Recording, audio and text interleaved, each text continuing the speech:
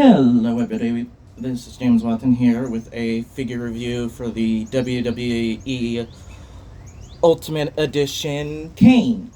As you can see, I am doing it outside yet again with a Ultimate Edition. Now let's go over the packaging. You get a nice view of the figure from the front, along with all the accessories. This is pretty much his debut version. I think they made the Attitude Era version as well.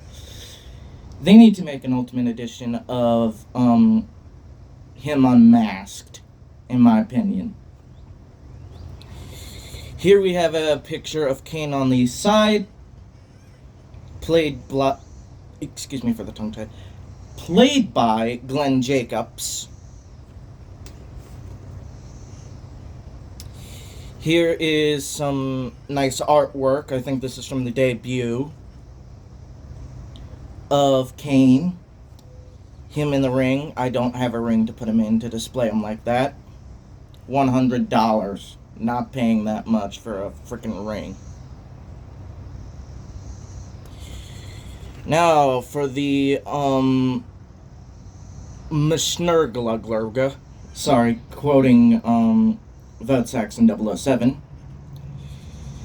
Height 7 foot 213 meters. From parts unknown. Finisher Tombstone Pile Driver.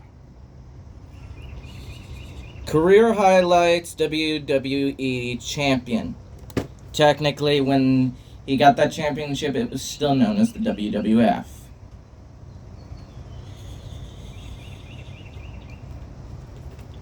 Again, Kane on the side, and I'm going to pause the recording to open up the box. Alright, I am back. The box is open. Let me get the figure's little tray accessory out. Now, for what he comes with, I'm going to go over it right now.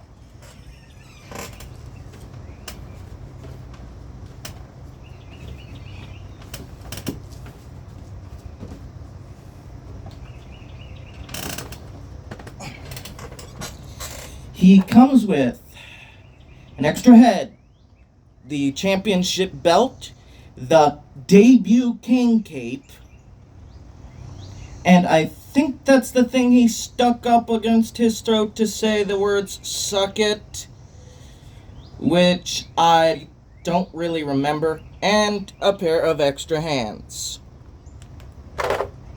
Now, I am going to pause it again, get him out of the packaging, and go over the articulation. Alright, here he is out of the box. Here's one bit of detail that I noticed recently on the figure. I hope you can see it. Glenn Jacobs had to wear a contact lens that kind of made one of his eyes look more whitish bluish. They actually painted one of the eyes whitish bluish.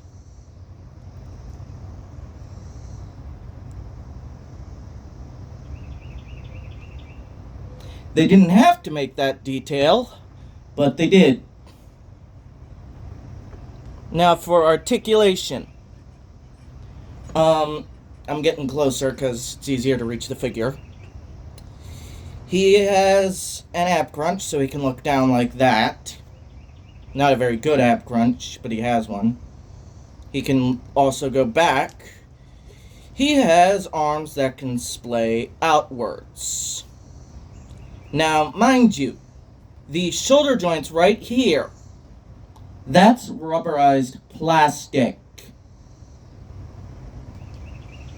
I have heard stories about rubberized plastic literally turning to dust on Transformers. I'm worried about that happening to him too. Looking at the universe version of Dinobot Beast Wars reissue.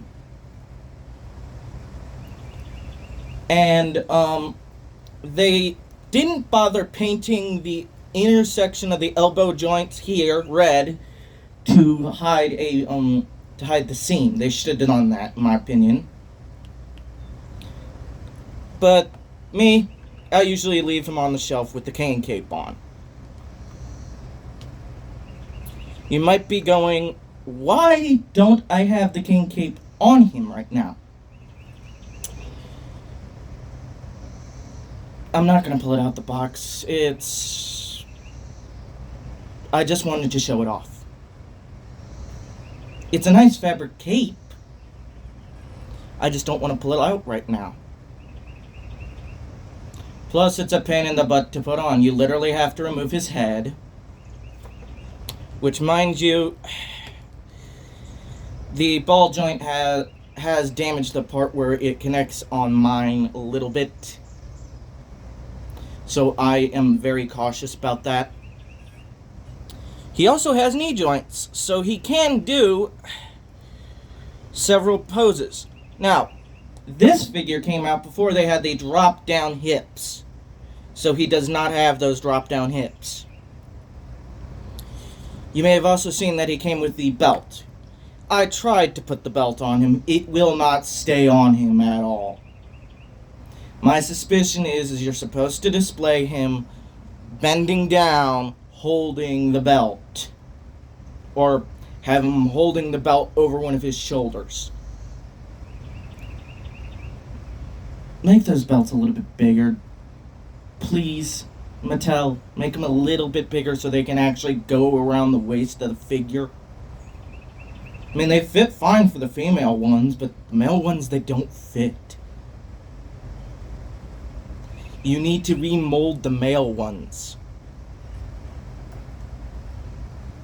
And yes, mine does suffer from some misapplied paint. This is common on every Kane figure. I mean, some of the black here was missing. I had to use a black Sharpie. There's even some on his mask that is missing.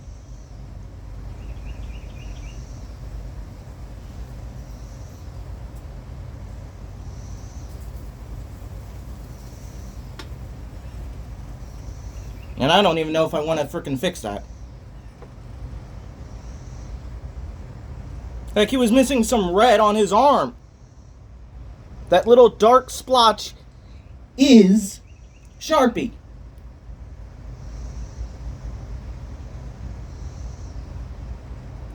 So if you get a copy that has missing paint,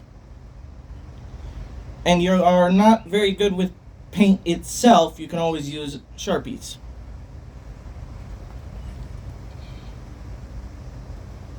So he does have rotation right here, but it kind of breaks up the paint sculpt right there.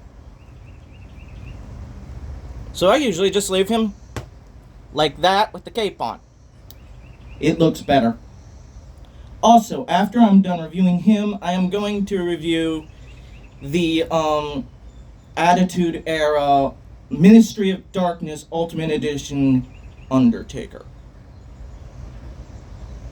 The same costume that threw Mankind off the cell for Hell in a Cell.